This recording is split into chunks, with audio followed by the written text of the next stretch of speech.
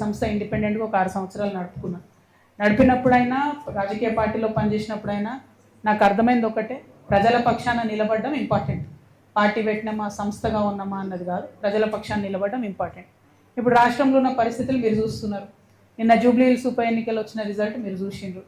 ఏం జరిగింది? మొత్తం ఊర్లలో ప్రతి చోట ఎక్కడ పోతున్నా కాంగ్రెస్కి వ్యతిరేకత ఉన్నది. అది మీకు కూడా తెలుసు. అంత వ్యతిరేకత ఉన్నా అన్ని వేల మెజార్టీతో కాంగ్రెస్ పార్టీ ఎట్లా గెలిచింది, ఎందుకు గెలిచింది అంటే అనుకున్న స్థాయిలో ప్రతిపక్షమైనటువంటి బీఆర్ఎస్ అందుకొని పనిచేయలేకపోతుంది అన్నది క్లారిటీగా అర్థమవుతున్నది. అక్కడ వాళ్ళు సోషల్ మీడియాలో ఉద్యమాలు చేస్తున్నారు తప్పితే కిందకు వచ్చి ఎటువంటి ఉద్యమాలు చేస్తలేరు. ఇంకొకటి పేరుకు కృష్ణార్జునులు అని చెప్పుకొని ట్వీట్లు పెట్టుకొని వాళ్ళు ఒకళ్ళు జబ్బ ఒకళ్ళు జరుచుకుంటూ తప్పితే ఒకళ్ళు వీపు ఒకళ్ళు జరుచుకుంటూ తప్పితే పెద్దగా క్షేత్రస్థాయిలో పనిచేయలేదని అర్థమైంది. ఇలా చాలా కుట్రలు కూడా జరిగినాయి అనుకోండి జూబ్లీ హిల్స్ ఎన్నికలలో. అవి సమయం సందర్భం వస్తే తప్పకుండా అవి కూడా చెప్తాం. కాకపోతే ప్రతిపక్షాలు ప్రజల ఎక్స్పెక్టేషన్ మేరకు పనిచేసినట్టయితే రిజల్ట్ మంచిగా వేరే రకంగా ఉంటుండే జూబ్లీ హిల్స్. సో ఆ ఎక్స్పెక్టేషన్కి తగ్గట్టుగా వాళ్ళు పనిచేస్తలేరు. అక్కడే తెలంగాణ జాగృతి వచ్చి ప్రజల మధ్య నిలబడి ప్రశ్నించాల్సినటువంటి అవసరాన్ని గుర్తించినాం కాబట్టి ఇంత పెద్ద కార్యక్రమం తీసుకొని ప్రతి జిల్లాకు కూడా వెళ్ళి పనిచేస్తూ ఉన్నాం. Thank you. జై తెలంగాణ, జై తెలంగాణ.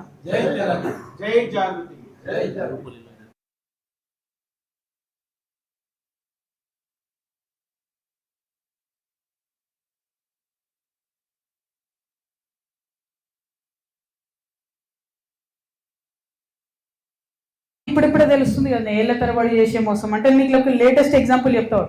నిన్న జూబ్లీ హిల్స్ ఎన్నికల్లో నేను ఒక మాట చెప్పిన, నాకు జూబ్లీ హిల్స్ ఎన్నికతో సంబంధం లేదు భయ్ అని చెప్పిన.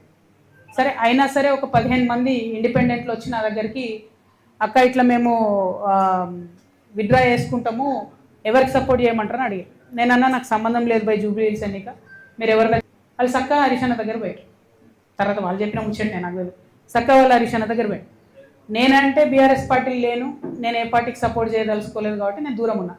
హరీష్ రావు కూడా అదే ఆన్సర్ చెప్పారట, మీ ఇష్టం పోయి ఎవరికైనా వేసుకొని అన్నారట.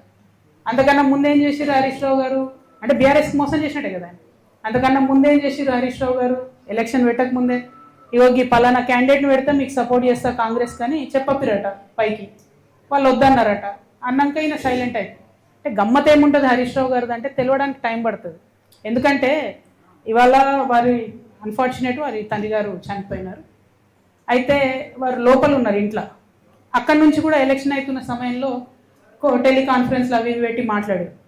అప్పుడు హరీష్ రావు గారి భజన పరులంతా ఏం బిల్డప్ ఇచ్చిరు, హరీష్ అన్న ఇంత కష్టంలో కూడా పార్టీ కోసం నిలబడి టెలికాన్ఫరెన్స్ పెడుతురు అన్నారు. రిజల్ట్ ఉల్టాయే వరకు ఏం భజన మొదలెట్టింది నిన్నటి నుంచి. హరీష్ అన్న లేకపోయి హరీష్ అన్న ఉంటే అసలు ఇక ఒక్క సీటు కానీ వేసి ఉంటే హరీష్ అన్న జూబ్లీ హిల్స్ గెలుస్తుంటే మన లెవెల్లో మళ్ళీ పెడుతున్నారు. అంటే వెంటనే తప్పించుకోవడం, అప్పటి వరకు మోసం చేయడం, ఇది హరీష్ రావు గారి నైజం. సో ఇంటి దొంగని ఈశ్వరుడైన పట్టలేడు అన్నట్టు చాలా టైం పట్టింది. ఏదో నాకు తెలిసింది కాబట్టి నేను గట్టిగా మాట్లాడుతున్నా కాబట్టి నన్ను బయట వారేసి. బట్ అక్కడ ఉన్నవాళ్ళు వారు ఆలోచన చేసుకోవాలి. At the same time Ramanna కూడా ఒక సభ కాగానే ఏదో మేమే సార్ను మోస్తున్నట్టుగా కార్టూన్ లేపించేసుకొని హరీష్ రావు గారు సార్ను మోసినట్టు ఒకసారి, రామన్న గారు సార్ను మోసినట్టు ఒకసారి ఎవరమేమేమంటారు. సార్ కింద బచ్చగల్లం అందరం బచ్చగల్లం ఉంటే బాగుంటుంది. ఇలా నన్ను బయటకు వారేసిండ్రు కాబట్టి నేను నెత్తి మీద బతుకమ్మ ఎత్తుకున్నట్టు నెత్తి మీద తెలంగాణ సమస్యలు ఎత్తుకొని తిరుగుతున్నాయి అలా. కాబట్టి నేను బలంగా మాట్లాడుతున్నాను. బట్ ఒక పార్టీలో ఒక సిస్టంలో ఉన్నప్పుడు నాయకుడు కోరుకున్న చేయాలి. వీరేం చేస్తున్నారు, సభ సక్సెస్ చేయగానే రామన్న నెత్తి మీద సార్ పెద్ద సార్ ఫోటో పెట్టి నేనేం మోసినా అని ఆయన వేసుకున్నాడు కార్టూన్. తెల్లారి ఈయనేం చేసిండు హరీష్ అన్న, వి ప్రకాష్ లాంటి వాళ్ళని కొంతమందిని పెట్టుకొని అసలు హరీష్ లేకపోతే కేసీఆరే లేడు, హరీష్ లేకపోతే తెలంగాణ ఉద్యమమే లేదు. ఏంది ఇది అవసరమా? ఇప్పుడు ఇక్కడ పద్మదేవేందర్ రెడ్డి గారు ఉన్నారండి. వీరు 2009లో ఎక్కడున్నారండి? కేసీఆర్ గారు మీరు నాకు గుర్తుంది 2 చేతులతోని దుమ్మెత్తి పోసి పార్టీని ఇడిచిపెట్టి వెళ్ళిపోయింది. ఆమె టికెట్ ఇవ్వకపోతే మేడము వెళ్ళిపోయినరా. మళ్ళా జర ఉద్యమం గట్టిగా ఈ సార్ దీక్ష చేయగానే ఎట్లా వచ్చింది వాపసు? ఎవరు సపోర్టు మేడంకి, ఆ దేవేందర్ రెడ్డి అన్నకి? హరీష్ రావు గారు కదా. మరి ఈ జిల్లాలో ఒకే సపోర్ట్ ఉన్నారు, తీసుకొచ్చిరు. ఇక్కడ వింటుంటే అసలు ఎంత ఘోరం అండి వస్తుంటే. అవి నాకు కొన్ని చెప్పబుద్ధి అయితే లేదు. ఒక్కొక్క ఉద్యోగం ఇస్తామని 2 లక్షలు తీసుకుంటారా, 3 లక్షలు తీసుకుంటారా? అన్ని మెదక్ల పనులు పెండింగ్ ఉంటాయా? మరి అట్లాంటి నాయకుల్ని సపోర్ట్ చేయొచ్చా బీఆర్ఎస్? ఆనాడు ఆ మేడం టీఆర్ఎస్లోకి వెళ్ళి బయటకు పోయి కేసీఆర్ గారి మీద 2 చేతులతో దుమ్మేసిపోతే ఆమెకు సపోర్ట్ చేసింది ఎవరండి? ఆ రోజు ఇటుపక్క పద్మకు ఓడిపోతుంది, అటుపక్క వైపీఆర్ అఫీషియల్ టీఆర్ఎస్ క్యాండిడేట్ ఓడిపోతారు, ఇంకో మనిషి గెలుస్తాడు. హౌ? సపోర్ట్ చేయలేదా హరీష్ అన్న? ఫస్ట్ నుంచి చేస్తున్నాడు ఆయన. నేనేమంటున్నా అంటే ఫైట్ ఉంటే స్ట్రేట్ ఫైట్ చేయాలి. ఇప్పుడు నన్ను బయట వారేసిరు, నేను సింపుల్గా ఏం చేసిన, సరే భయ్ నేను బయట వేసిరు, నాకు తెలిసిన కాడికి నేను ప్రజా సమస్యల మీద ఎత్తుకొని తిరుగుతూ అంటున్నాను. అట్లా స్ట్రేట్ ఫైట్ చేయాలి. లేదు, మోసపూరితమైన ఫైట్ చేస్తారు కాబట్టి నేను ఒకటే అంటున్నా, ఒక పక్క రామన్న సోషల్ మీడియా ట్విట్టర్ ఇడిచిపెట్టి గ్రౌండ్లోకి రావాలి, వస్తే బాగుంటుంది ప్రజలకు. ఇంకో పక్క హరీష్ అన్న మోసం చేయడం బంద్ చేసి నువ్వు కృష్ణునివా నువ్వు అర్జునువా ఏందో డిసైడ్ చేసుకొని ఆ పాత్ర ఏందో స్ట్రేట్ ఫార్వర్డ్ చేయాలి. వీళ్ళు పేరుకు కృష్ణార్జునాలు పెట్టుకుంటారు, ఒకరి మీద ఒకరి బాణం వేసుకుంటే పాపం బలేది ఎవరే, టీఆర్ఎస్ కార్యకర్తలు కదా. ఇప్పుడు నిన్న నిజంగా చెప్తున్నా, నేను వచ్చి మెదక్ జిల్లాలో ఉన్నా అంటే జూబ్లీహిల్స్ ఎన్నికల తర్వాత కొన్ని వేల మంది బీఆర్ఎస్ కార్యకర్తలు, కొన్ని వేల మంది నేను చెప్తున్నా, అక్క మీతో ఉంటాం, మీతో వస్తాం, వీళ్ళు నమ్ముకుంటూ ఉండలేరు. నేను కూడా చెప్తున్నా, తమ్ముళ్ళు మీరు వీళ్ళిద్దరు నమ్ముకుంటే వాళ్ళు ఒకరినొకరు బాణాలు వేసుకుంటే సరిపోతుంది. పక్కన మీద వేయరు, పక్కపాటోని మీద వేయరు, మనోళ్ళనే.